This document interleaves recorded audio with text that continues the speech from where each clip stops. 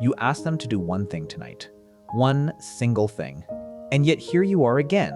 11 at night, the house gone quiet, finishing it yourself. The way you somehow always end up doing. And the strangest part isn't the tiredness. It's the guilt. Somehow, doing the thing nobody else did, you're the one who feels difficult and impossible to please. Meanwhile, on the couch in the next room, they're relaxed, not hiding, not sneaking away, just comfortable. Because, as far as they know, everything got handled. Everything always gets handled. And that's kind of the whole problem, isn't it? Tonight, let's talk about the quietest, most exhausting pattern in modern homes. The one that never raises its voice and slowly convinces you that you're just bad at relaxing. Here's the story you've been telling yourself for months. They're just bad at it. They genuinely forget. They don't see the mess the way your eyes see it. And honestly, deep down, they mean well. And every one of those explanations might even be a little bit true. That's exactly what makes it so hard to see. It's a kind story, a generous one. The kind only a genuinely good person keeps telling. But somewhere along the way, without anyone deciding it out loud, you stopped being a partner in this home. You quietly became the manager of it. The one who holds the whole invisible list in their head at all times. So you stopped asking. It was faster to just do it, quieter.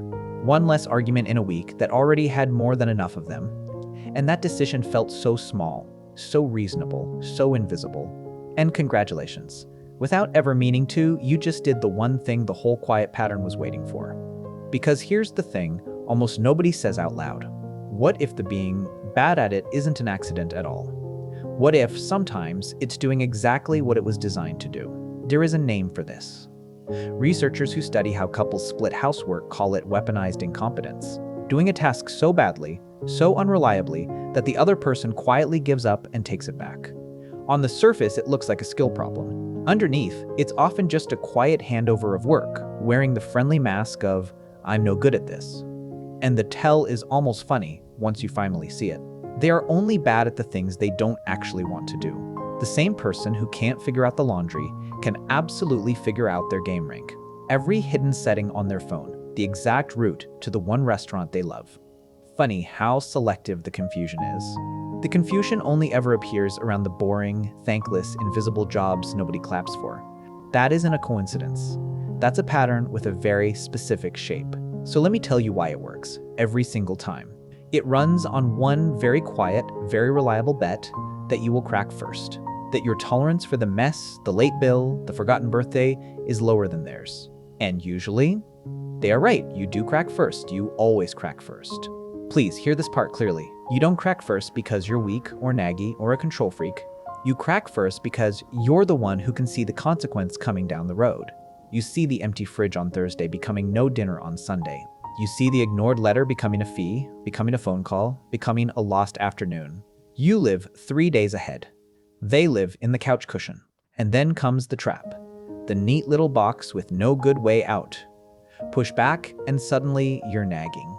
Do it yourself and you've just signed for the job. Permanently. Either way, the task lands right back on you. That is the invisible handbrake on your whole life. You're steering the whole logistics of this relationship, and you can't understand why you're this tired. Now, this matters, so stay with me. Not every struggling partner is doing this on purpose. Some people genuinely are bad at a thing, so here's how you tell the two apart, cleanly. Genuine struggling gets better when you teach it. They ask questions, they write the steps down.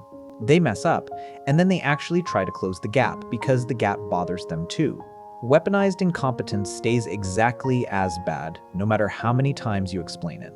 Same mistake, same helpless shrug, same result. Because the badness isn't a bug they want to fix. The badness is the whole point. It's the thing that keeps the job yours forever. It's not failure, it's a strategy working perfectly. And listen for this exact line, because it's the fingerprint. Genuine struggling says, show me how. Leverage says, you're just so much better at it than me. Which sounds like a warm compliment and works like a resignation letter from a job they never wanted. And now, the part that explains why this works on you. You, specifically. Because not everyone folds this fast. Some people would just let the dishes sit for a week. Why can't you? It works fastest on people who learned very young that being useful earned your place. That love, safety, calm, all of it, had to be paid for in usefulness. If that was your childhood, a quiet rule got written. If I stop managing, something bad happens. And nobody will love a person who lets things fall. So if that's you, this isn't just annoying anymore. It's tugging on a very old string inside you. The one that whispers, in a voice like survival, if I don't hold it all, everything I love falls apart. So here's the actual move. And I promise you, it is not nagging harder. It is not a beautiful chore chart that ends up ignored and curling on the fridge by Wednesday. The real move is quieter and honestly, harder. It is letting the consequence land exactly where it belongs, with the person whose job it was. Now be careful. This is not doing their job badly on purpose to punish them. That's just two people playing the same ugly little game at each other. It's simpler than that. It's just not catching it before it hits the ground. The bill is late, their name is on it too. The thing they swore they'd handle stays unhandled, and they meet the result in their own body. This will feel almost impossible at first. Your whole body is wired to lunge and catch it. That sharp little flinch you feel, that's the old string yanking you back toward your old job. And that flinch is worth sitting with, because it tells the truth. You were never lazy. You were overfunctioning, doing two people's jobs and calling it just how I am. So you name it once, calmly. No speech, no scoreboard, no 7-paragraph text. Just, I've noticed I'm managing all of this by myself. I'm not going to keep doing that. And then, this is the whole move. You actually stop. Now, one of two things happens, and both of them tell you something you need to know. Some people, once the catching truly stops, step up. They didn't know how much you were carrying until you set it down and felt the actual weight. And some people won't. They'll let it pile up, wait you out, hope you break, and pick it back up. And that, as painful as it is, that is information too. It tells you whether you're in a real partnership or just running one alone in front of an audience. One honest note before you go, this describes a pattern, not a diagnosis of anyone in your life. If it feels too close to home tonight, a good therapist can help you look at it up close. But here's the truth I want you to leave with. You are allowed to not be the only adult in the room. You are allowed to set the invisible weight down in plain sight and watch who actually picks it up. If this named something you've been living inside, tell me below. And if you know someone quietly drowning in invisible work, send this to them. They probably can't answer right now though. They're doing the dishes.